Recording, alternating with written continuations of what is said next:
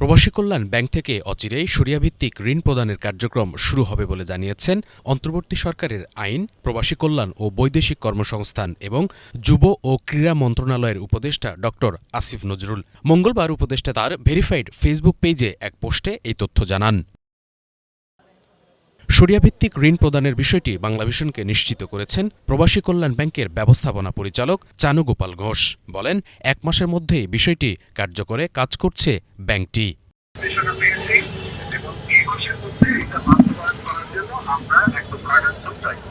তো প্রবাসী কল্যাণ ব্যাংক যে লোন দিয়ে থাকে, এই লোনের বিপরীতে যে সুদ নিয়ে থাকে, যদিও খুব অল্প সুদ তারা বলেন, কিন্তু হারাম তো আসলে অল্প হারাম, বেশিও হারাম। প্রবাসীদের জন্য সুদমুক্ত ঋণের বিষয় নিয়ে দীর্ঘদিন থেকে কাজ করছে আসুন্নাহ ফাউন্ডেশন।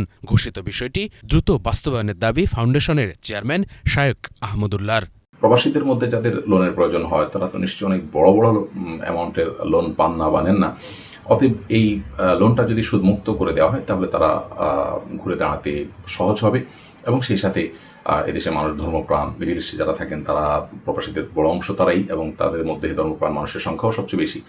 সো তাদের সেই এক্সপেকটেশনকে শ্রদ্ধা করে বা সেটাকে মাথায় রেখে যদি পুরো আপনার সুদমুক্ত লোন এর সিস্টেমই চালু করা হয় সেটা হবে সবচেয়ে ভালো। আমি আশা করি যে পরবর্তী ধাপে হয়তো সেই চেষ্টা করবেন এবং আন্তরিকভাবে আমি সেই প্রত্যাশা এবং দাবি তাদের কাছে রাখছি। এবং সেই সাথে এখন যেটি ঘোষণা আমরা পেলাম, অর্থাৎ ইসলামী শরিয়া ভিত্তিক লোন প্রদানের কার্যক্রম শুরু হবে, এটিও সন্দেহাতীতভাবে আনন্দের সংবাদ এবং এই জন্য আমি অবশ্যই আল্লাহ তাআলার দরবারে শুকরিয়া আদায় করি এবং এটি যেন দ্রুত কার্যকর হয় সেজন্য আমি সংশ্লিষ্ট মহলের কাছে উদাত্ত আহ্বান জানাই।